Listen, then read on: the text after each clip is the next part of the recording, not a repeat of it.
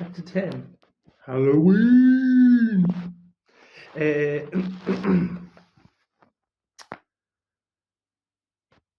Now, there's a question floating around, I don't know if you've seen it,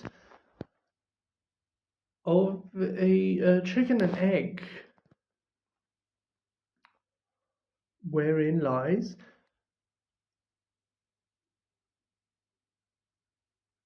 the spooky, mystical night.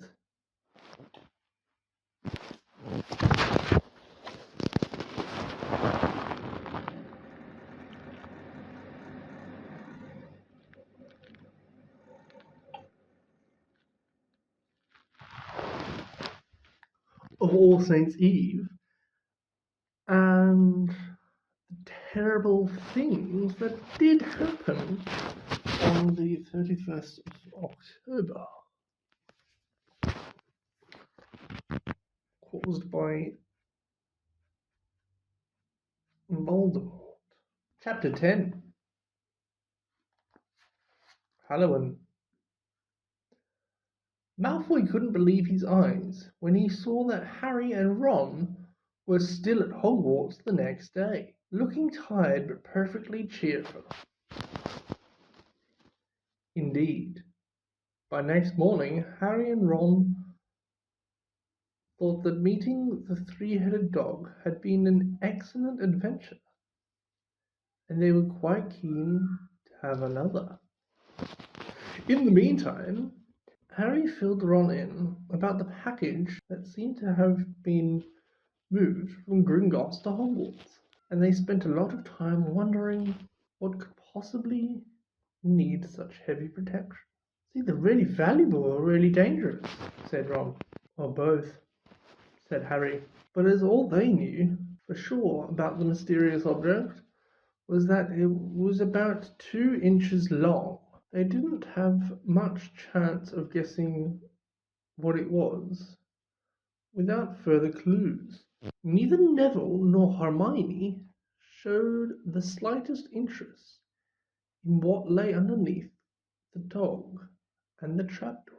All Neville cared about was never going near that dog again. Hermione was refusing to speak to Harry and Ron, but she was such a bossy know-it-all that they saw this as an added bonus. All they really wanted to know was a way of getting back at Malfoy, and to their great delight, just such a thing arrived with the post about a week later. As the owls flooded into the great hall as usual, everyone's attention was caught at once by a long, thin package carried by 6 large, screeching owls. Harry was just as interested as everyone else to see what was in the large parcel, and was amazed when the owl soared down and dropped it in front of him, knocking his bacon on the floor. They had hardly fluttered out of the way when another owl dropped a letter on top of the parcel. Harry ripped open the letter first, which was lucky, because it said, "Do not open the parcel at the table. It contained your new Nimbus 2000, but I don't want everybody knowing you've got a broomstick, although I want one.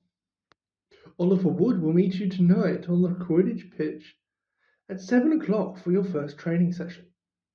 Professor M. McGonagall." Harry had difficulty hiding his glee as he handed the note to Ron to read. "A Nimbus 2000? Ron moaned enviously.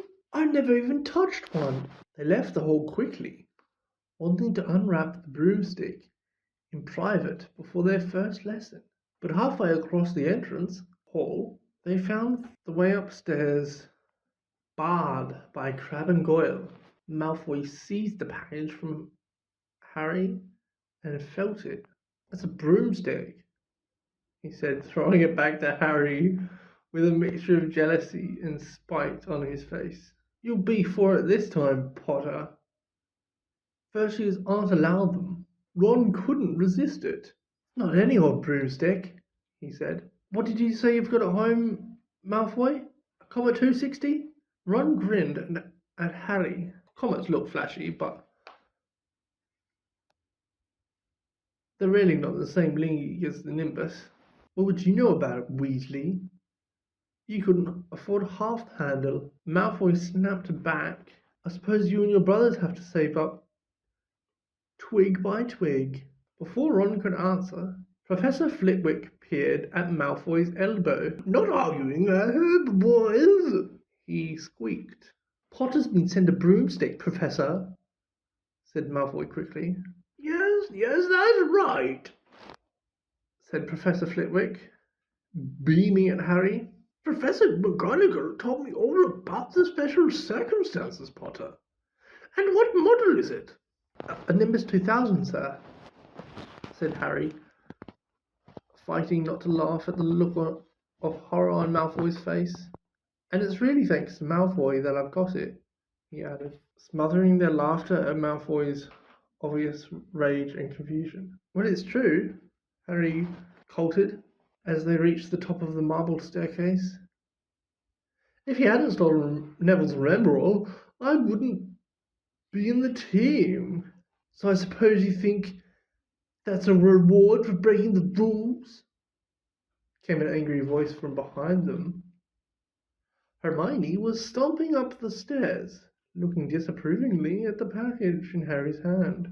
I thought you weren't speaking to us, said Harry. Yes, don't stop now. It's doing us so much good.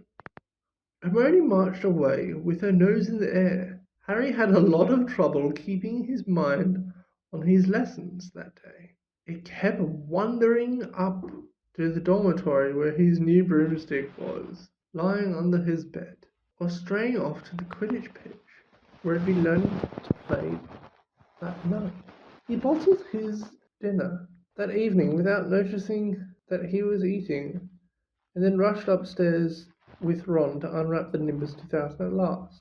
Wow, Ron sighed, as the broomstick rolled onto Harry's bedspread. Even Harry, who knew nothing about different brooms, thought it looked wonderful, sleek and shiny, and a mahogany handle. It had a long tail with a neat straight twigs, and Nimbus 2000 written in gold near the top. As 7 o'clock drew nearer, Harry left the castle and set off towards the Quidditch pitch in the dusk. He'd never been inside a stadium before. Hundreds of seats were raised in stands around the pitch so that the spectators were high enough to see what was going on. At either end of the pitch there were 3 golden poles with hoops on the end. They reminded Harry a little of the plastic sticks Muggle and Blues bubbles through, except they were 18 meters high.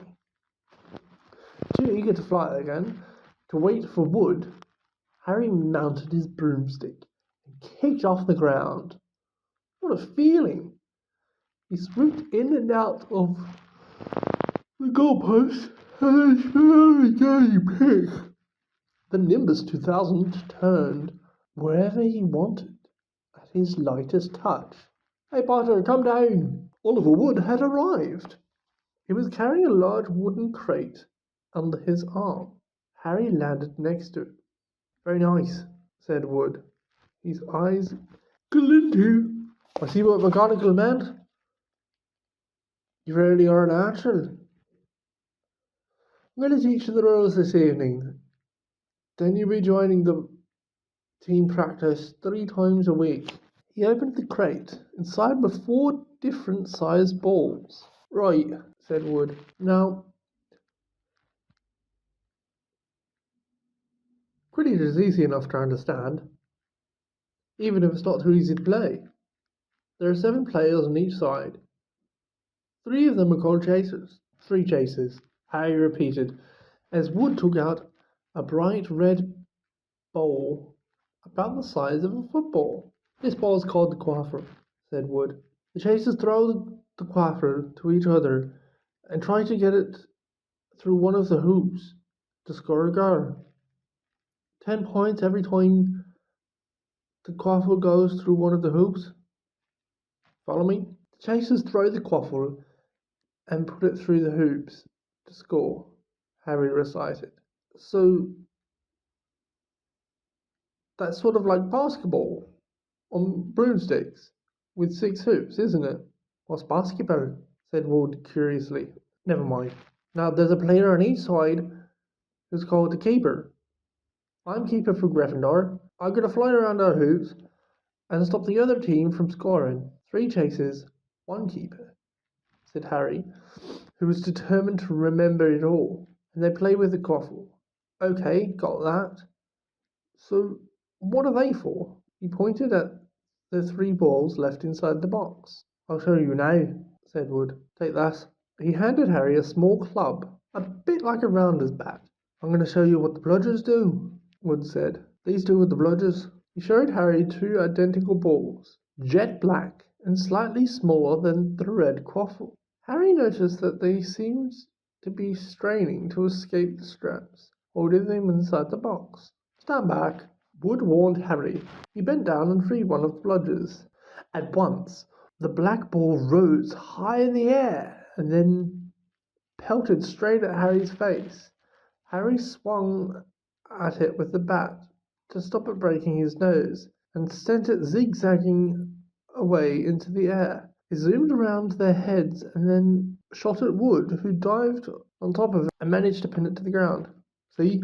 Wood panted, forcing the struggling bludger back into the crate and strapping it down safely. The bludger's rocking around, trying to knock players off the brooms. That's why you have 2 Beatles on each team. The Weasley twins are out. It's their job to protect their side from the bludgers and try and knock them towards the other team. You think I got all that? 3 chasers try and score with the quaffle. The keeper guards the goalpost. The beaters keep the bludgers away from their team. Harry reeled off. Very good. Have the bludgers ever killed anyone? Harry asked, hoping he sounded offhand. Never at Hogwarts. I've had a couple of broken jaws, but nothing worse than that. Now the last member of the team is a seeker. That's you. And you don't have to worry about the quaffle or the bludgers, unless they crack my head open. Don't worry, the Louise's more than a match for the bludgers. I mean, they're like a pair of human bludgers themselves. Wood reached into the crate and took out the 4th and last ball. Compared with the quaffle and the bludgers, it was tiny, about the size of a large walnut. It was bright gold and had little fluttering silver wings. That, said Wood, is the golden snatch. And it's the most important ball of the lot. It's very hard to catch because it's so fast and difficult to see. It's a secret job to catch it. You've got to weave in and out of the chasers, the beaters, bludgers, and the quaffle to get it before the other team's seeker. Because whichever seeker catches the snatch wins his team an extra 150 points. And they nearly always win. That's why the seekers get fouled so much. A game of Quidditch only ends when the snitch is caught. So it can go on for ages. I think the record was 3 months. They had to keep bringing on substitutes so the players could get some sleep. Well, that's it. Any questions? Harry shook his head. He understood what he had to do alright. Was doing it that was going to be the problem. We don't practice with the snitch yet, said Wood, carefully shutting it back inside the crate. It's too dark, we might lose it. Let's try you out with a few of these. He pulled a bag of ordinary golf balls out of his pocket, and a few minutes later he and Harry were up in the air, Wood throwing the golf balls as hard as he could in every direction for Harry to catch. Harry didn't miss a single one, and Wood was delighted. After half an hour, night had really fallen, and they couldn't carry on. The Quidditch Cup will have a name on it this year, said Wood happily as they trudged back to the castle. I wouldn't be surprised if you turned out better than Charlie Weasley, and he could play for England if he hadn't gone off chasing dragons. Perhaps it was because he was so busy what with Quidditch practice 3 evenings a week, on top of all his homework. But Harry could hardly believe it when he realized that he'd already been at Hogwarts 2 months. The castle felt more like home than Privet Drive had ever done. His lessons, too, were becoming more and more interesting now that they had mastered the basics. On Halloween morning, they woke to the delicious smell of baking pumpkin wafting through the corridors. Even better, Professor Flitwick announced in Charms that they were ready to start making objects fly, something that they had been dying to try since they'd seen him make Neville's toad zoom around the classroom. Professor Flitwick put the glass into pairs to practice. Harry's partner was Seamus Finnegan, which was a relief because Neville had been trying to catch his eye. Ron, however, was to be working with Hermione Granger. It was hard to tell whether Ron or Hermione was angrier about this. She hadn't spoken to either of them since the day Harry's broomstick had arrived. Now don't forget that nice wrist movement when we've been practicing, squeaked Professor Flitwick, perched on top of his little pile of books as usual. Swish and flick. Remember, swish and flick. And saying the magical words properly is very important too. Never forget Wizard's Bariffo, who said instead of and found himself on the floor with a buffalo on his chest. It was very difficult. Harry and Seamus swish and flicked, but the feather they were supposed to be sending skyward just lay on the desktop. Seamus got so impatient, he prodded it with his wand and set fire to it.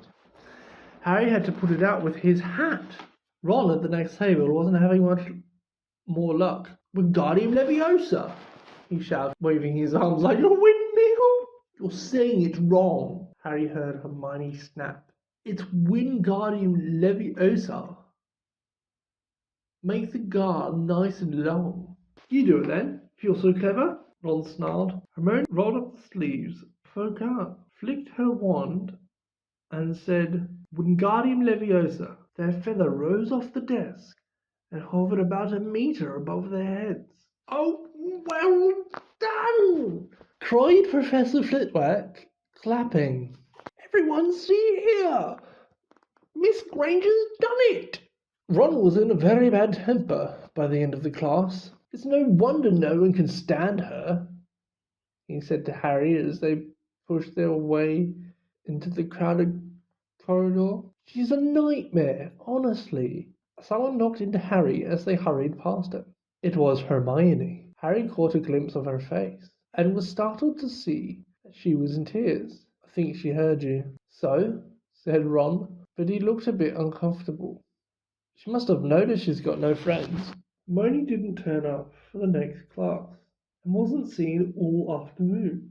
On their way down to the Great Hall for the Halloween feast, Harry and Ron overheard Parvati Patil telling her friend Lavender that Hermione was crying in the girls' toilets and wanted to be left alone. Ron looked still more awkward at this, but a moment later they had entered the Great Hall, where the Halloween decorations put Hermione out of their minds. 1,000 live bats flattered from the walls and the ceilings. 1,000 more swooped over their tables in low black clouds, making the candles in the pumpkins stutter. The feast appeared suddenly on the golden plates, as it had at the start of term banquet. Harry was helping himself to a jacket potato when Professor Quirrell came sprinting into the hall, his turban askew and terror on his face. Everyone stared as he reached Professor Dumbledore's chair, stumbling against the table, and gasped, "Growl in the dungeons!" Thought you ought to know. He then sank to the floor in a dead faint. There was an uproar. It took several purple firecrackers exploding from the end of Professor Dumbledore's wand to bring silence. Prefects, he rumbled, lead your houses back to the dormitories immediately. Percy was in his element. Follow me. Stick together, first years. No need to fear the troll if you follow my orders. Stay close behind me now. Make way, first years coming through. Excuse me, I'm a prefect. How could a troll get in? Asked Harry as they climbed the stairs. Don't ask me. It's supposed to be really stupid, said Ron. Maybe Peeves let it in for a Halloween joke. They passed different groups of people hurrying in different directions. As they jostled their way through a crowd of confused Hufflepuffs, Harry suddenly grabbed Ron's arm. I've just thought, Hermione. What about her? She doesn't know about the troll. Ron bit his lip. Oh, all right. But Percy better not see us. Ducking down, they joined the Hufflepuffs going the other way, slipped down a deserted side corridor, and hurried off towards the girls' toilets. They had just turned the corner when they heard quick footsteps behind them. Percy! Hissed Ron, pulling Harry behind a large stone griffin. Peering around it, however, they saw not Percy, but Snape. He crossed the corridor and disappeared from view. What's he doing? Harry whispered. Why isn't he down in the dungeons with the rest of the teachers? Search me. Quietly as possible, they crept along the corridor after Snape's fading footsteps. He's heading for the third floor, said Harry, but Ron held up his hand. Can you smell something? Harry sniffed. A foul stench reached his nostrils, a mixture of old socks and the kind of public toilet no one seems to clean. And then they heard it, a low grunting and the shuffling footfalls of gigantic feet. Ron pointed at the end of a passage to the left. Something huge was moving towards them. They shrank into the shadows and watched it emerge into a patch of moonlight. It was a horrible sight. 3 meters tall. Its skin was a dull granite grey. Its grey lumpy body, like a boulder, with a small bald head perched on top like a coconut. Thick as a tree trunk, with flat, horny feet. The smell coming from it was incredible.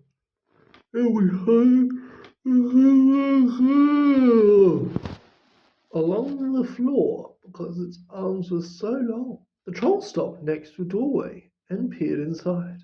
It waggled its long ears, making up its tiny mind, then slouched, slowing into the room.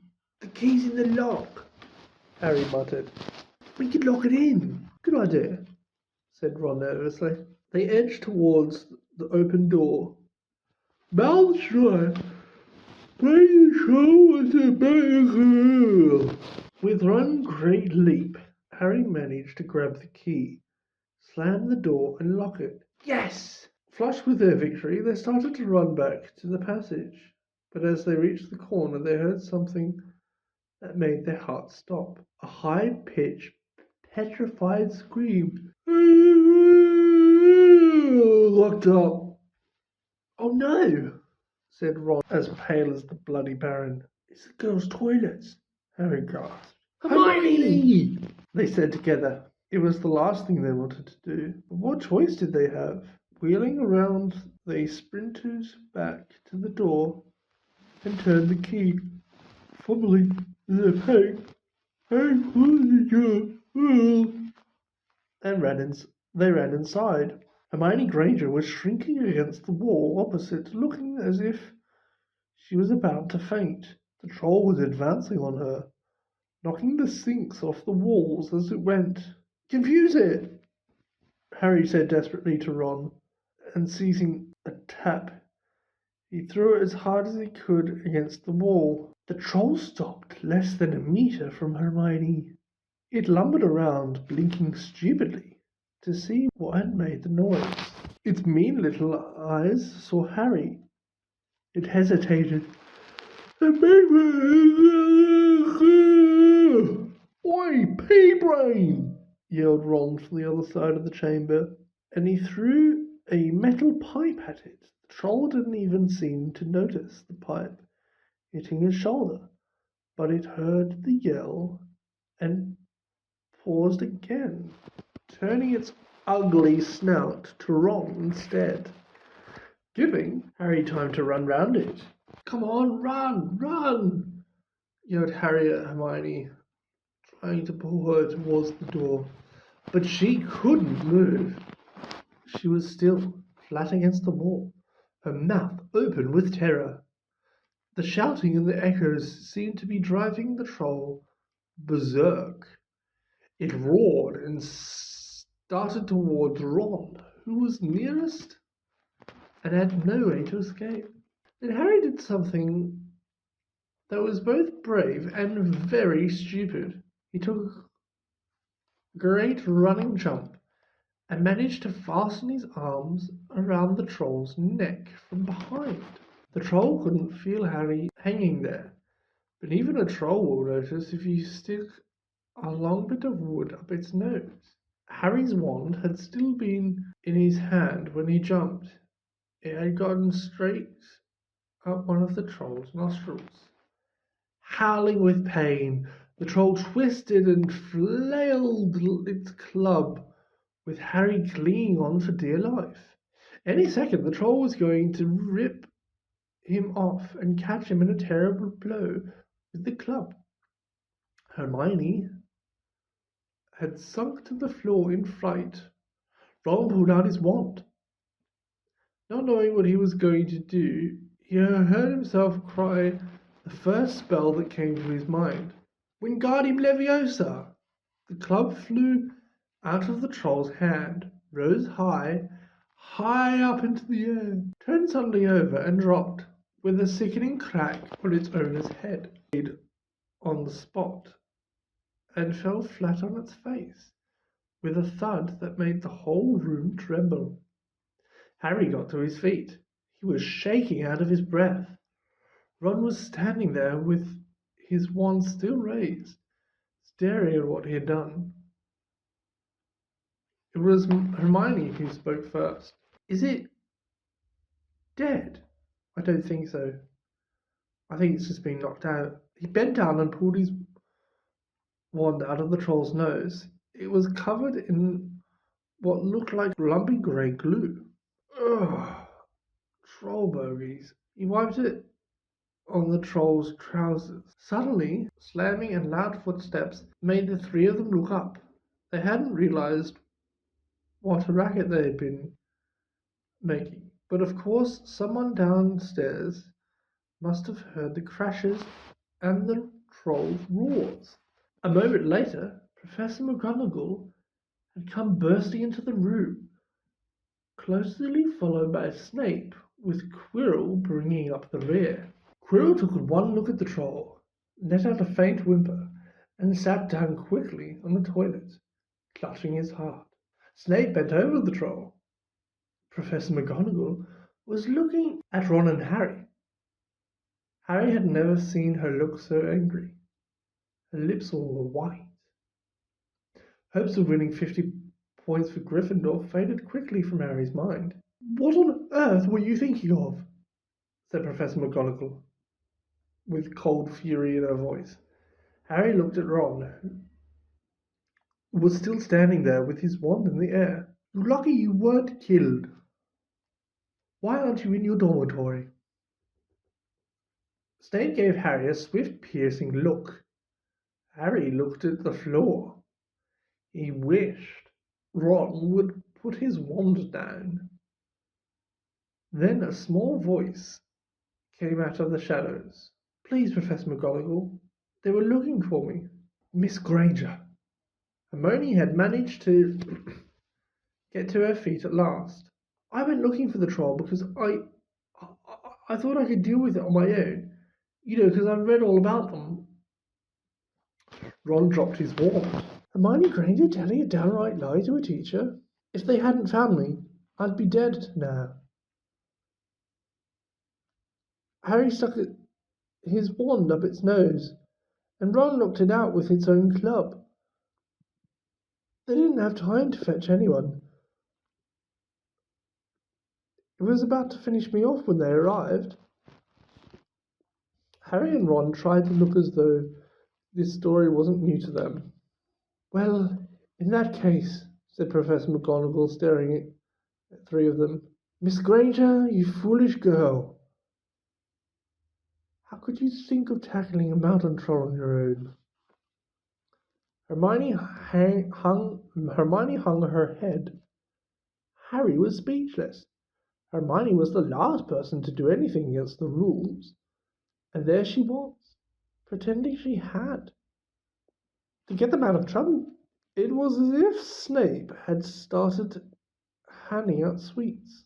Miss Granger, 5 points will be taken from Gryffindor for this, said Professor McGonagall. I'm very disappointed in you. If you're not hurt at all, you'd better go off to Gryffindor Tower. Students are finishing their feast in their houses. Hermione left. Professor McGonagall turned to Harry and Ron. Well, I say, you were lucky, but not many first years could take on a fully grown mountain troll. You each win Gryffindor 5 points. Professor Dumbledore will be informed of this. You may go. They hurried out of the chamber and didn't speak at all until they had climbed 2 floors up. It was a relief to be away from the smell of the troll, quite apart from anything else. We should have got more than 10 points. Ron grumbled. 5, you mean? Once she's taken off Hermione's. Good of her to get us out of trouble like that, Ron admitted. Mind you, we did save her. She might not have needed saving if we hadn't locked the thing in with her, Harry reminded him. They had reached the portrait of the fat lady. Pig snout, they said, and entered. The common room was packed and noisy. Everyone was eating the food that had been sent up. Hermione, however, stood alone by the door, waiting for them. There was a very embarrassed pause. Then none of them looking at each other. They all said thanks and hurried back off to get plates. But from that moment on, Hermione Granger became their friend. There are some things you can't do without ending up liking each other. And knocking out a 3-meter mountain troll was one of them.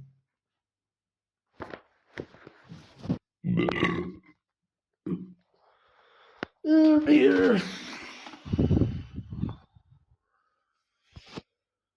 A few words and phrases that I didn't quite understand. But there you go.